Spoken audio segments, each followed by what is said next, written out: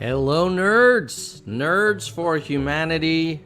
We have a special show today where we're going to feature two of the biggest rising stars in the Democratic Party, which seems very relevant given the potential for a mini primary, depending on what Joe Biden decides to do in the next couple of weeks. So we did a previous live stream.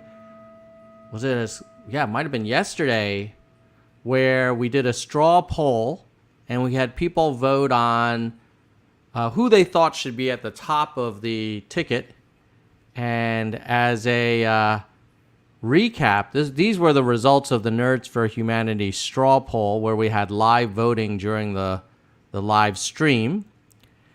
And as you can see here, most of the people were kind of fans of Shapiro and Newsom.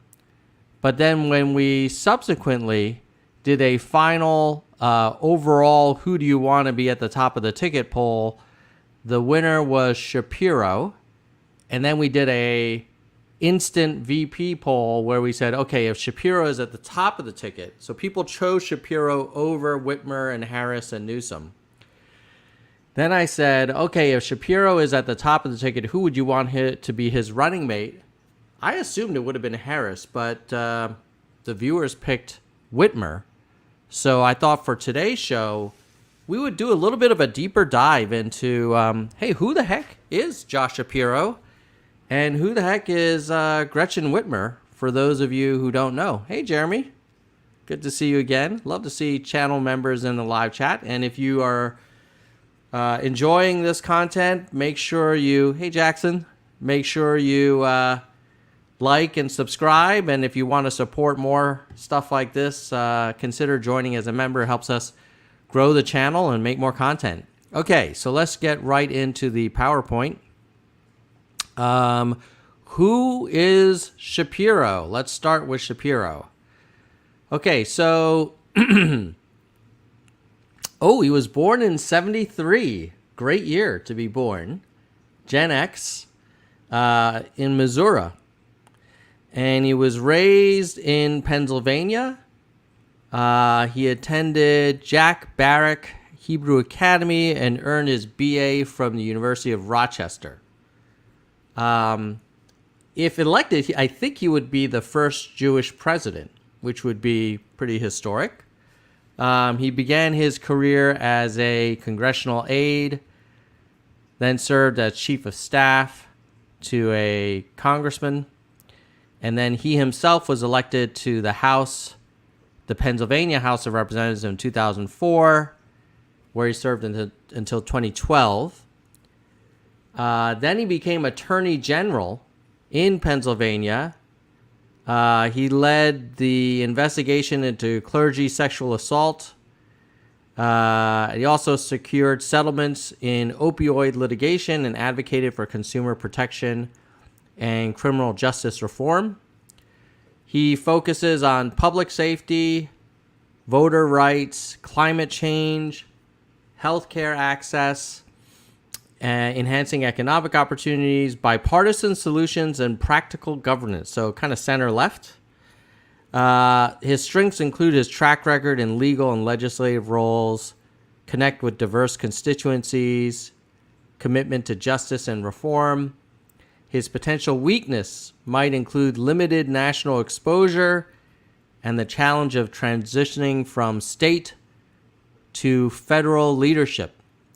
So that's a little bit about Josh Shapiro. If you never heard of him, basically moved his way up from a congressional aide to the state House of Representatives, then Attorney General, and now governor of Pennsylvania. So not too shabby.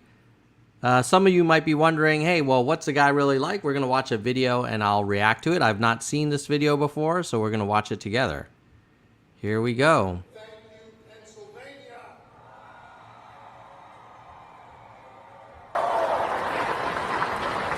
I am so humbled to see all of you here tonight, but I'm most blessed to be here tonight with the love of my life since the 9th grade, Pennsylvania's next First Lady, Lori Shapiro.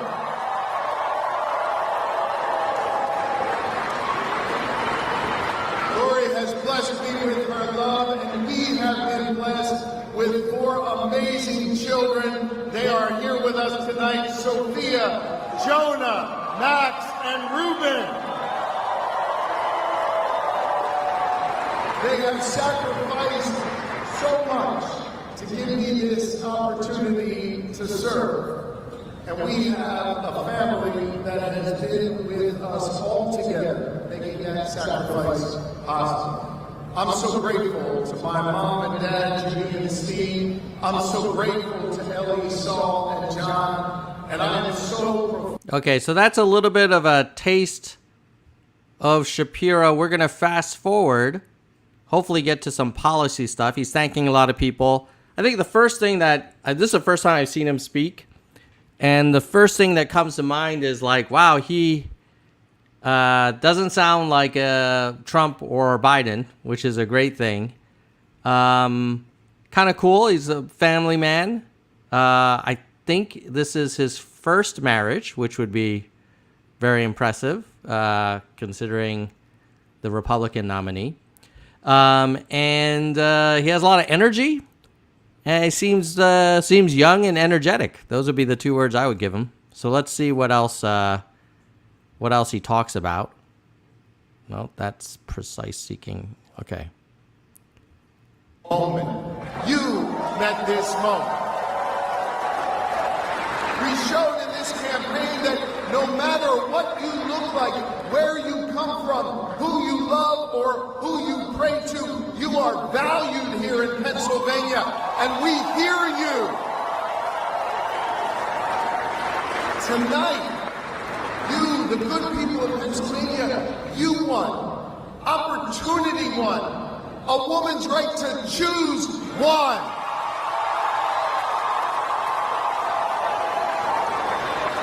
The right. Can you imagine the stark contrast between this dude and Donald Trump?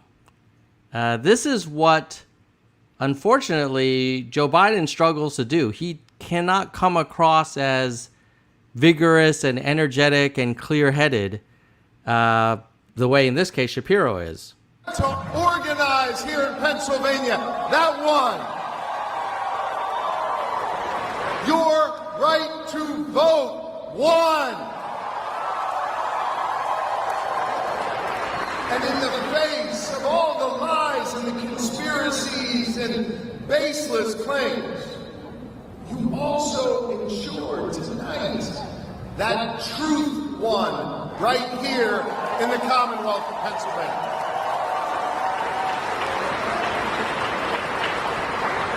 And you know what else won tonight? I'll tell you what else won tonight. Real freedom won tonight. Real freedom. The kind of real freedom that sees possibility in all God's children, which forces us to then step up for those kids and invest in their public school to give them a shot. Real freedom won. All right. So that is a little bit of a taste of what the Democratic Party could have if it chooses to have a new top of the ticket and Joe Biden agrees to pass the torch. There are other contenders waiting and ready to serve. The next one that we'll talk about is Gretchen Whitmer. Born August 1971 in Lansing, Michigan. Father served as Michigan's Department of Commerce, head of the Department of Commerce. Mother, Assistant Attorney General. Wow. Started her career as a lawyer, then went to Michigan House of Rep, serving until 2006, then the Michigan State Senate. As governor, strong advocate for expanding healthcare, improving infra, addressing COVID, focused on education funding and workforce development, prioritizes healthcare access, education reform, economic growth, infra, environmental sustainability. She is known for her Fix the Damn Roads campaign, which emphasized the need for better infra. Her strengths include her leadership during COVID, strong advocacy for infra and healthcare, ability to navigate partisan challenges. Potential weaknesses might be her contentious relationship with some lawmakers and her handling of pandemic-related restrictions, which resulted in significant opposition. I mean, as a reminder, for better or for worse, she was the one who the extreme MAGA individuals were plotting to kidnap and potentially assassinate. So they really didn't like her. Some of the MAGA in Michigan. Should we hold that against her? Well, it's not really fair, but we're here to win elections, so maybe Shapiro would be less divisive than Whitmer. It's not Whitmer's fault. I mean, I think a lot of governors were working on the best information they had at the time, and they were seeing the hospitals kind of overflowing with ICU patients and the morgues overflowing. So they did what they thought was best, but, Whitmer is not loved by some members of the Republican Party for that. Now let's watch her speak, because I've seen some of her interviews before, but this is her giving a speech. When he picked that theme. I'm so glad to be here with all of you. I'm thrilled that it feels more like July on Mackinac Island than May. And I think that this conference is going to be really productive, and I'm excited about the work ahead. This in-depth policy conference that we will have from 9 to 5, and then we'll enjoy really in-depth policy discussions later at the Pink Pony, right? So Mark Cuban is here, and while there aren't any sharks in these lakes, there is definitely one now inside the Grand Hotel. And as a shark super fan, this is a big moment for me. The other great thing about the Mackinac Policy Conference is variety. You can attend a panel about economic development and then walk down the street.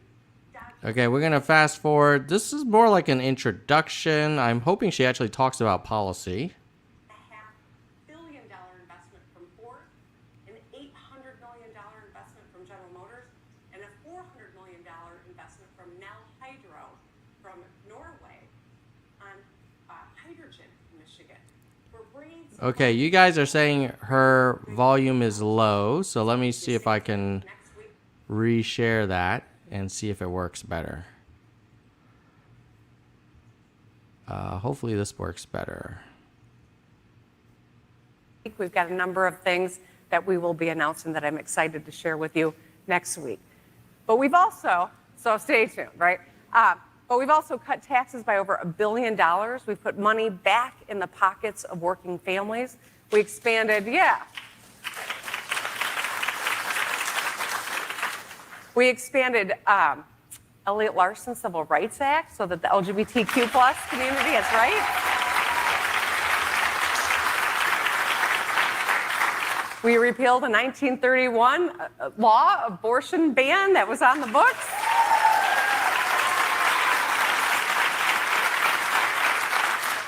And I've signed 3 pieces of legislation to curb gun violence and have some common sense gun policies on the books. And our work continues fixing the damn roads. Orange barrels, our state flower now, are in full bloom. We are on track to fix nearly 20,000 lane miles and 1,400 bridges by the end of this construction season. So we are doing a lot of work. We're moving fast. But the power of "and" is important as we think about the work ahead and the conversations that we're having here, not just for 3 days on Mackinac Island, but as we think about the next 30 years in the state of Michigan. When I look back on what we have done, we've made some generational changes because we compete with an underdog spirit and a championship swagger. It is a uniquely Michigan characteristic to be humble and to outwork the competition. So I'm grateful to be the governor of this great state. I'm more excited than ever and optimistic. All right. So that was Whitmer. She strikes me as a doer, kind of just like gets the work done, may not be quite as energizing as Shapiro as an orator. But, sometimes we just need people to get stuff done and fix problems. So I kind of think that might be attractive, the fact that she isn't all about her and more about just getting work done. So, yeah, that is my summary of the two. I'm curious to hear what you all think after watching, them speak a little bit and getting a little bit of their background. Does one kind of appeal to you more than the other? And then how do you think they compare to Harris, who would also be obviously strongly considered as a top of the ticket either for 2024 or 2028? Hopefully 2024. Before we go into the live chat and I kind of feature some comments from you all, I want to do a quick thank you to our channel members who make this content possible. So I'm going to give some shout outs, and you can get and join this list and support this content yourself by clicking the join button on YouTube.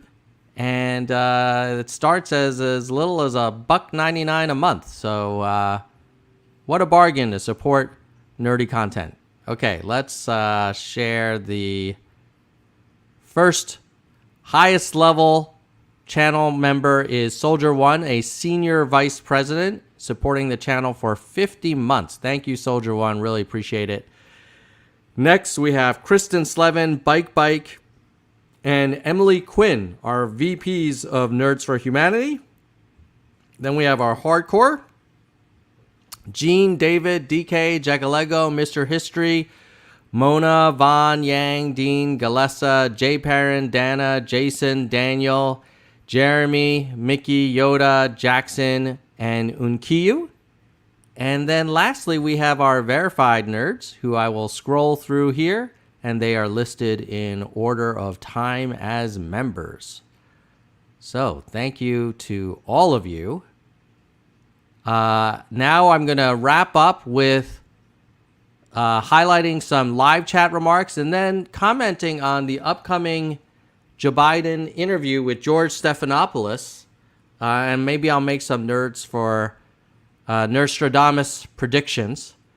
But before we get into it, let's call out some chat. So Jackson was impressed that Shapiro was with his wife since high school. Jeremy says, hey, I got a Biden fundraising text today.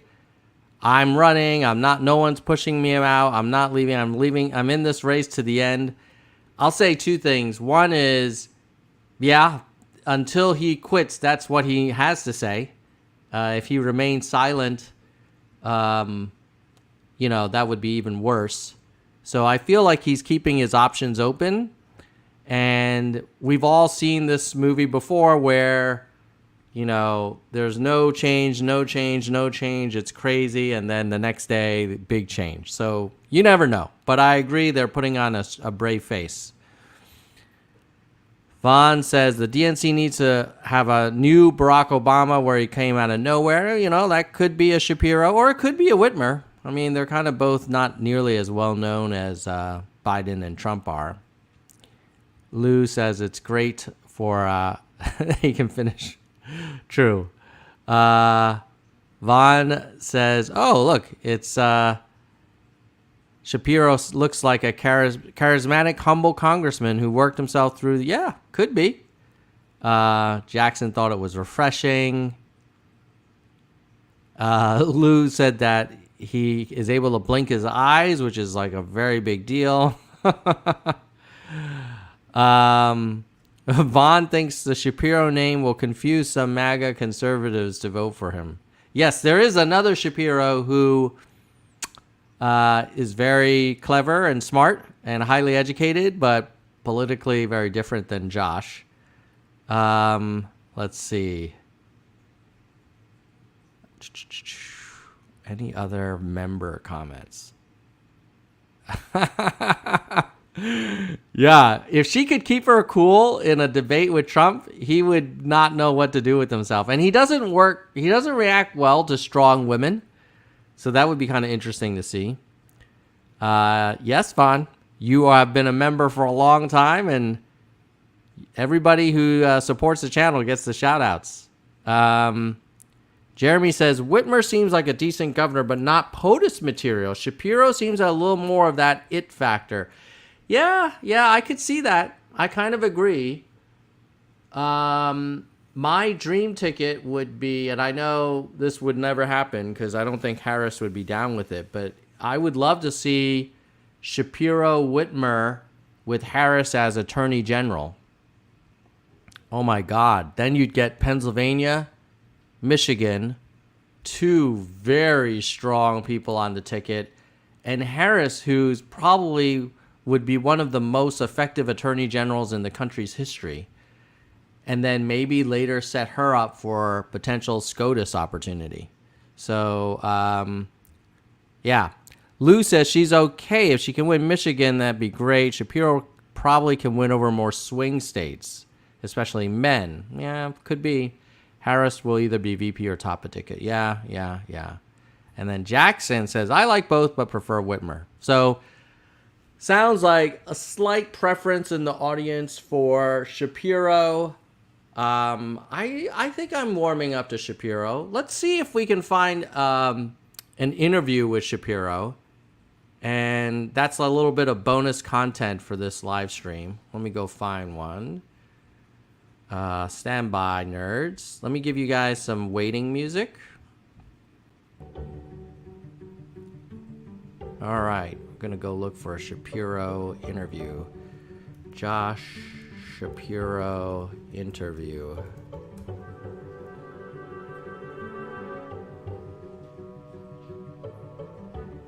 All right, I found one. And this is going to be him on the Breakfast Club. Wake that ass up. Okay, here we go. Hold on 1 second. You got to love how the Breakfast Club starts. We got to play that again. Wake that ass up early in the morning. The Breakfast Club. I think, isn't that the story of so many schools, that, you know, these kids being able to do well, these teachers being able to do well, despite the fact the government hasn't always been there for them in an equitable manner. That's one of the biggest challenges we're facing in Pennsylvania, which is not just the dollars that go to school, which is important, right? And I'm proud of the money we put in, but the distribution formula. And I hate to kind of nerd out on you here, but you got to make sure that the dollars are flowing to the districts that need it most. And that's one of my big priorities this year, is not just increasing budgets, but making sure we're getting it to the schools that need it most. The schools that have been historically underfunded, the schools where kids are really struggling to get by. I mean, I'll give you just a concrete example of this. It's not just the dollars you write to school, but I got too many kids learning who were learning on empty bellies. I mean, you think about yourselves. You can't do this show without breakfast, without your coffee. We were talking about it this morning. Whatever. Yeah, and so we have big problems that I fought hard and successfully got universal free breakfast for kids. And I had, you know, some people saying, well, kids should eat at home. Well, you know what? There are some kids who can't eat at home. And so we got to be there for them. Same thing with mental health. I know that's a huge issue for you. It's been a big issue for me. I campaigned on it. I talk about it every day. We got a new $100 million. It's about to, hopefully, God willing, grow to a $200 million fund just to allow schools to hire mental health counselors, have mental health resources online for kids. We got to solve these problems for our kids, and we've got to drive the dollars out in a more equitable way so students have a shot. I believe in making sure Pennsylvania is a place where everybody's, you know, got the freedom to chart their own course. I don't know, guys. That's pretty strong. Now, in fairness, Joe Biden had given some remarks on July 4th. Let's see if we can find some of his commentary, which was a little bit disturbing, to be honest with you. I mean, he was okay, but it wasn't super impressive. Let's see if I can find it. Where the hell was that? Here we go. No,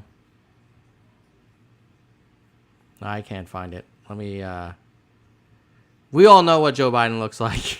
He doesn't look like that. Let's just say that. So let's see. Yeah, Jackson says, yeah, he's good, no doubt. Now Jeremy makes a good point, which is both Whitmer and Shapiro have positions to the right of Trump on Israel. Yeah, that's not my preference. But I don't know. I mean, I really wish there was. I mean, in some ways, Dean Phillips was the most pro two-state solution, most critical of Netanyahu. Obviously, he gave it his best shot, and I think it would just be too divisive for the party because there's so many hardcore Democrats who just get triggered by Phillips. But yeah, Lou. With regards to Shapiro, I agree with Lou. That he seems comfortable commanding the room, and you're right, Jeremy. Phillips did great in the Breakfast Club.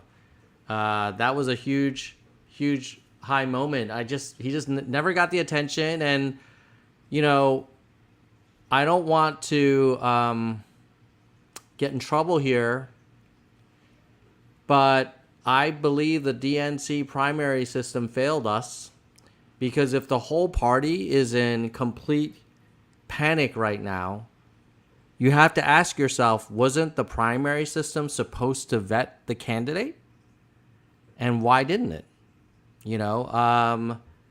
As an example, the South Carolina Democratic primary, what were the results there?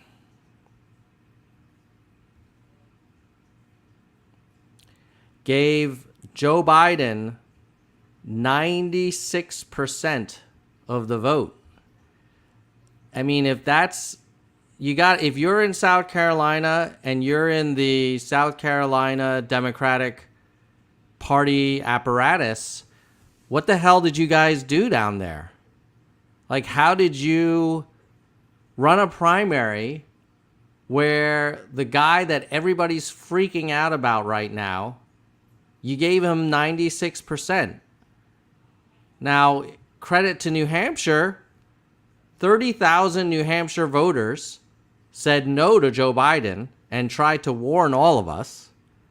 Many of us worked on the Dean Phillips campaign, and we were ridiculed, and we were accused of being agents for Trump, and we were accused of making up stories that, you're being too hard on Biden. You're just using Republican talking points. He's not that old, blah, blah, blah. And no, he was. We all saw it last week, and now we're screwed. And every day that Joe Biden does not pass the torch, he's actually handicapping the new top of the ticket because they're not going to be able to introduce themselves to the country, raise money, and campaign. So not only did Joe Biden screw us by running for re-election, did the DNC screw us by not giving us a competitive primary because they were basically in collusion with the president. But now because he screwed up so badly, so historically, in a debate that he asked for early and got what he wanted, now every day we're ticking down the clock, and at some point he's going to say, the Biden people are going to be like, there's no time. It's like, well, there's no time because you're stalling and you're sending out these text messages that you're in it to the end and blah, blah, blah. We don't really care if you're in it to the end. We want you to win. And based on what we've seen, not just last week, but in every poll since freaking 2023, Biden is losing to Trump. And it's not getting any better. In fact, the last New York Times Siena poll, Biden has the biggest gap, 9 points among registered voters to a felon. So that's the problem. Jeremy thinks, primary voters are... I will say in New Hampshire, some of the biggest skeptics of Biden were the older voters who said to me, hey, I'm going to vote for Dean because I myself am older and I know that I don't have the stamina and the acuity that I used to have. And, I know that the presidency is a really hard job. So anyway, hopefully this was useful to you. Please like and share so we can increase awareness of Shapiro and Whitmer and help grow this channel. And for those of you who are able to become a channel member, much appreciated, really grateful. And if you can't become a member and you want to help out, just go ahead and like and retweet, repost, share this out, and comment below what you think. Do you think if Biden steps aside, should it for sure be Harris at the top of the ticket? Is that her right as vice president? Or do you think, hey, she's vice president for that term. It's not a birthright to become top of the ticket if the president decides not to run for re-election. I'm more of the second camp, and I would prefer, maybe after watching, I could see a Shapiro-Harris combo being good, and maybe we get Whitmer into the cabinet. I don't know. Maybe staying as governor for Michigan would be actually more useful for her. But either way, I would much prefer seeing Shapiro debate Trump than Biden. And if we had to take Harris, even though she did so badly in the Democratic primaries last time, I think she would still be a very formidable debating opponent to Donald Trump. Let me know what you think in the comments, and hope you guys are having a great Independence Day week, and I'll see you next time. Oh, by the way, some of you are asking, like, oh, why do you keep talking about this Substack? So if you're not familiar with Substack, it's just, think of it like a newsletter. And what I do, I'll show you, is I basically take my previous live streams and I summarize them using some AI, but I also do editing. So if you're like, oh, I like Tom's live streams, but I can't sit through like all of them for an hour each, now you can have a text summary, and it gives you some of the key takeaways, and it's completely free. Just go to nerdsforhumanity.substack.com. I don't know if there's a QR code. Is there a QR code? Let's see. That would be nice if they had one, so I could throw that up on the screen. I don't think there is one. No. Well, just go to nerdsforhumanity.substack.com. That's probably the easiest way. Hopefully this was useful. I'll see you guys next time. Bye, nerds.